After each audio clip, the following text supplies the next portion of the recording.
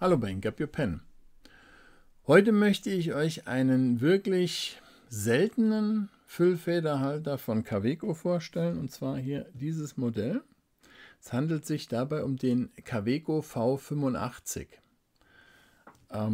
Ich habe auch relativ wenig herausgefunden über den Füllfederhalter. Das will ich euch natürlich sagen, will euch auch sagen, wo ihr ihn bekommen könnt. Es ist ein Vintage-Modell, was ihr dafür anlegen müsst, und will euch natürlich auch Maße und Gewicht mitteilen. Dann machen wir selbstverständlich den obligatorischen Schreibtest. Dann sage ich euch, was mir gut gefällt und was mir weniger gut gefällt am Kaweco V85. Und zum Schluss ziehen wir ein kurzes Resümee und ich sage euch, ob ich ihn mir wieder kaufen würde und ob ich euch eine Kaufempfehlung aussprechen würde. So sieht er aus, der Kaweco V85. Es ist wirklich sehr, sehr wenig rauszufinden über diesen Füllfederhalter. Über die Firma Kaweco, denke ich, ist vieles gesagt. Da findet ihr ja auch die Geschichte im Internet. Darauf will ich heute hier nicht abstellen. Das Einzige, was ich gefunden habe, dass es ein Füllfederhalter der 70er Jahre ist. Und es ist ein Kolbenfüllfederhalter.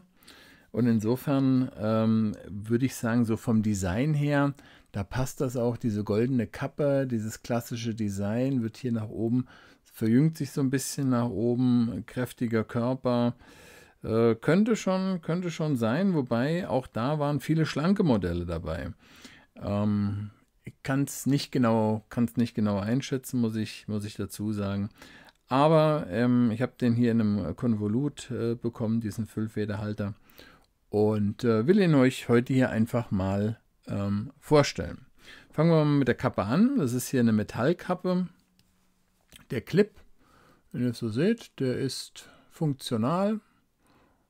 Fest, aber funktional, also da gibt es keine Probleme. Die Kappe hier ist beschriftet mit Kaweco. Hier nochmal mit Kaweco. Also auch hier keine Modellbezeichnung, denn die Modellbezeichnung bei Kaweco, die steht hier. Hier sieht man es, glaube ich, ganz gut. Wenn wir nochmal ein bisschen fokussieren, dann sieht man es, glaube ich, besser. So sieht man ganz gut. V85.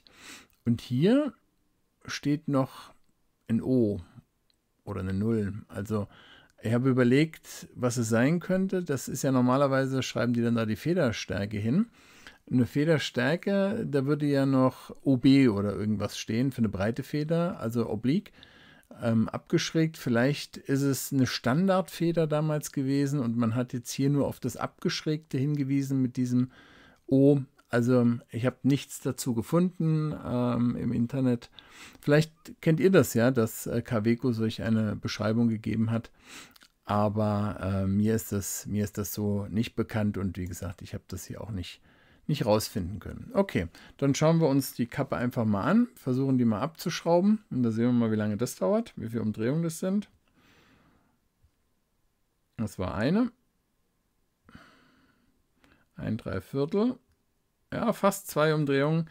Dann geht die Kappe ab. Schauen wir noch mal rein in die Kappe.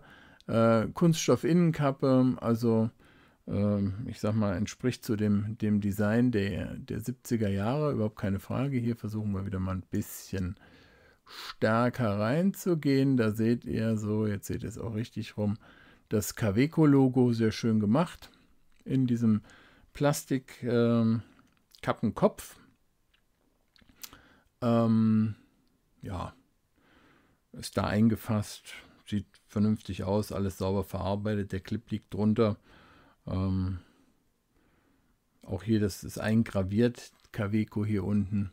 Also sieht schon alles sehr hochwertig verarbeitet aus. Und wenn ihr bedenkt, aus den 70er Jahren, hier ist da auch nichts abgegangen von dieser goldenen oder von dieser Vergoldung, ob das wirklich Gold ist oder ob das goldene Farbe in Anführungszeichen ist, kann ich nicht sagen, ob das auch vielleicht Messing ist. Würde ich eher nicht sagen, dafür finde ich, ist es zu hell. Aber ich kann euch nicht sagen, ob diese Kappe wirklich hier vergoldet ist, weil es ist nichts darüber herauszufinden. Das ist wirklich sehr, sehr schade. Okay, soviel zur Kappe. Dann schauen wir uns den Füllfederhalter mal an. Der hat hier eine Stahlfeder. Die sieht auch so ein bisschen, wenn ihr da mal schaut, sieht die so ein bisschen abgeschrägt aus. Das ist auch meine Theorie, ich habe es euch ja gerade genannt, dass es hier eine einheitliche Feder gab und die gab es dann nur noch mal abgeschrägt und dann vielleicht auch nicht. Und dann hätte da nichts drauf gestanden, aber das ist eine bloße Vermutung, die sich nur darauf stützt, ja, sehr schön, stützt, dass die Feder hier, wie gesagt, abgeschrägt dargestellt ist und sonst keine weitere Bezeichnung zur Feder auf dem Füllfederhalter gibt. Eine Größe 6 steht dann oder eine 6 steht noch drauf, könnt ihr euch auf den Fotos anschauen bei mir auf der Website, aber das ist ja nur die Federgröße, nicht die Federstärke. Okay. Ja, Tintenleiter, auch nicht besonders erwähnenswert. Sitzt hier nicht ganz in der Mitte, sehe ich gerade. Mal gucken, ob wir den noch ein bisschen verschieben können. Ja, Feder kann man noch ein bisschen verschieben. Jetzt sitzt er besser. Ich habe den, wie gesagt, auch nur mit Wasser gereinigt. Hier Tinte schon eingefüllt. Deswegen will ich ihn hinten auch nicht bewegen. Hier befüllt man den Kolbenfüllfederhalter. Ich habe mich hier für Waterman Audacious Red entschieden. Und das will ich euch dann gleich im Schreibtest vorführen. Ja, wie gesagt, die Form dieses Füllfederhalters, er ist hier unten recht schlank. Ihr seht hier, ich kann den hier ganz gut in der Hand halten, aber ich tendiere dazu, ich sag mal so im oberen Drittel des Griffstücks zu halten, schon hier am Gewinde, in der Nähe des Gewindes, weil er mir unten ein bisschen zu schmal ist. Ist Geschmackssache, das muss jeder wissen. Ich habe halt recht große Hände. Und da ist es für mich halt angenehmer, ihn etwas weiter oben zu greifen. Ja, der ganze Füllfederhalter wird hier ein bisschen kräftiger nach oben hin, bis wir dann an den Kolbenmechanismus kommen.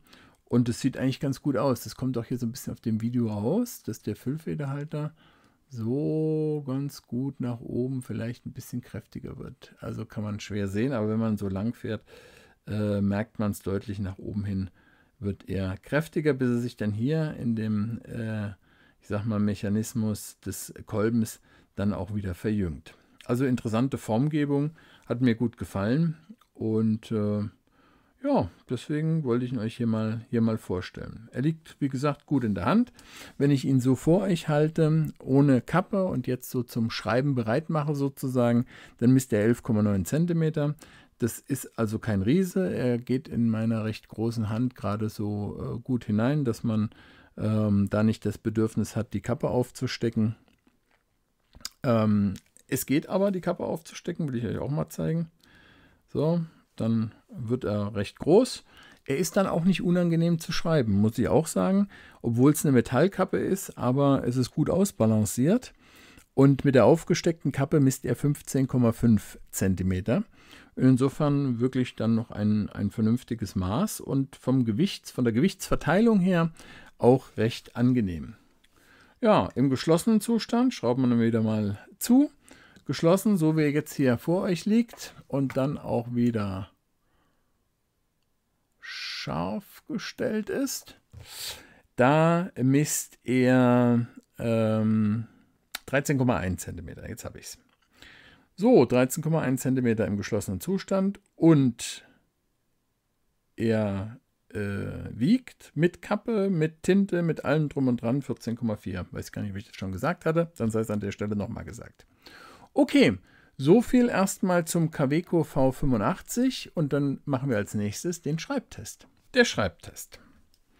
Wir haben heute hier vor uns den Kaweco V85 und er hat eine, ich nenne sie einfach mal O-Feder, also eine abgeschrägte Oblique-Feder. Von der Federstärke her, so vom ersten Schreiben, würde ich sagen M. Wie seht ihr das? Könnt ihr mir in den Kommentaren mal mitteilen. Es ist eine Stahlfeder.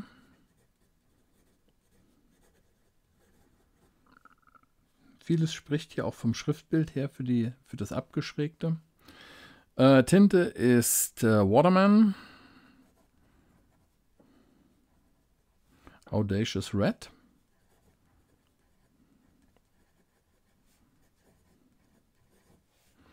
Und Papier ist wie immer Clairefontaine.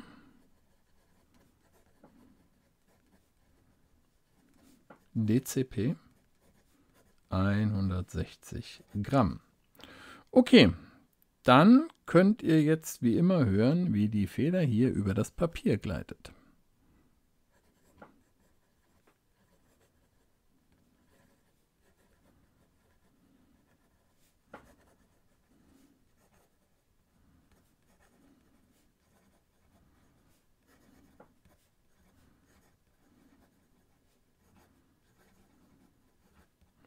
Ja, ich denke, man hat es gehört. Die Feder gibt Feedback. Das Ganze, finde ich, ist nicht unangenehm. Aber es ist ein deutliches Feedback, muss ich sagen.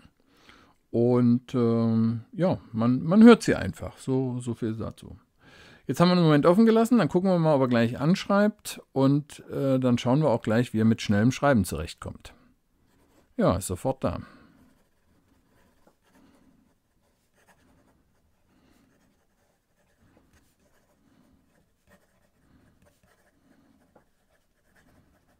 Ja, schnelles Schreiben ist für ihn auch kein Problem. Tintenfluss, ihr seht's, kommt jederzeit nach. Also da gibt es keine Schwierigkeit. Dann versuchen wir mal verkehrt herum zu schreiben. Ja.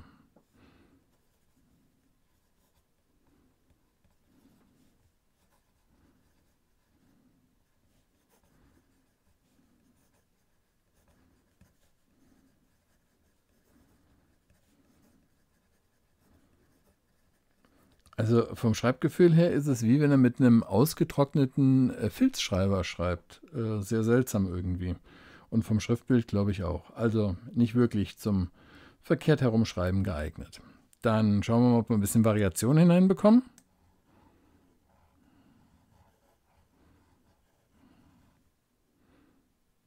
Ich sehe gerade hier die Feder. Hat die irgendein Problem? Nee. Hat eben kurz geknackt. Jetzt hat er ein Anschreibproblem. Mal gucken. Also nochmal hier. Nein, keinerlei Variation hineinzubekommen. Gucken wir uns nochmal den Tintenfluss an. Ja, Tintenfluss völlig in Ordnung. Nicht üppig, aber völlig okay. Die Feder nochmal hier. Ja, nö. Alles gut. Okay, so viel dazu. Und dann sage ich euch als nächstes, was mir gut gefällt und was mir weniger gut gefällt am Kaweco V85. Was gefällt mir gut, was gefällt mir weniger gut am Kaweco V85? Hier seht ihr ihn nochmal. Ja, mir hat gut gefallen der Tintenfluss, das angenehme Schreiben auch. Und das wäre so ein bisschen, ja, ein Negativpunkt kann man nicht sagen, aber ist zumindest ein Punkt, auf den man eingehen sollte. Auch mit einem deutlichen, aber ich sag mal satt klingenden Feedback. Also angenehmes Schreiben, schönes Schriftbild, macht diesen klassischen Füllfederhalter-Eindruck und ist hier so ein bisschen dicker irgendwie als die ganz klassischen Modelle, die ja in der Zeit auch recht schlank waren, auch in den 70er Jahren noch. Aber ist schon so ein bisschen so ein kräftiger Schaft, sage ich mal. Sieht schon ganz gut aus, gefällt mir ganz gut. Also ist mal was anderes. Was mir natürlich ist wieder eine persönliche Sache, ihr wisst's. Was mir so ein bisschen Schwierigkeiten macht, ist ich schraube nochmal auf, ist das Griffstück, dass das sehr, sehr schmal ist, sehr dünn ist. Ich halte den dann etwas weiter oben. Es schreibt sich angenehm, ich komme aber in den Bereich des Gewindes. Muss man einfach wissen, wenn man etwas breitere, etwas kräftigere Füllfederhalter mag, dass man den hier dann wohl etwas weiter oben, so wie ich es auch tue, anfassen wird. Das ist eigentlich so das Einzige. Ansonsten muss ich sagen, ein schöner Füllfederhalter, macht Spaß damit zu schreiben. Würde ich ihn mir wiederholen? Ja, ich würde ihn mir wiederholen, weil ich finde ihn einfach interessant. Es ist ein seltenes Modell. Man findet ihn relativ selten im Internet. Man findet relativ wenig Informationen zu ihm im Internet. Ich habe ihn in einem Konvolut gekauft und wenn ich das dann so umrechne, lag ich ungefähr bei 15 Euro. Ist kein Geld aus meiner Sicht für einen so gut erhaltenen Füllfederhalter. Auch hier kaum Abstoßungen, kaum Abnutzungserscheinungen. Das hat alles sehr gut gehalten, hat die Zeit aus den 70er Jahren gut überdauert. Und ich finde ihn zumindest für Sammler interessant. Wer Kaweco mag, wer Füllfederhalter der 70er Jahre mag, der ist da mit Sicherheit gut bedient. Ihr müsst gucken bei eBay Kleinanzeigen und bei eBay. Da könntet ihr vielleicht noch etwas finden. Und ja, wie gesagt, dann könnt ihr mir mal mitteilen, ob ihr einen gefunden habt, ob ihr vielleicht selber schon einen Kaweco V85 in eurem Bestand habt und das ein oder andere Rätsel zu dem Füllfederhalter, also zum Beispiel dieses O, aufklären könnt. Und da würde ich mich natürlich darüber freuen, wenn ihr mir das in den Kommentaren mitteilen würdet. Und ansonsten freue ich mich auch, wenn ihr mein Video liked, wenn es euch gefallen hat. Und wenn ihr meinen Kanal abonniert. Und dann sehen wir uns das nächste Mal bei Ink Up Your Pen.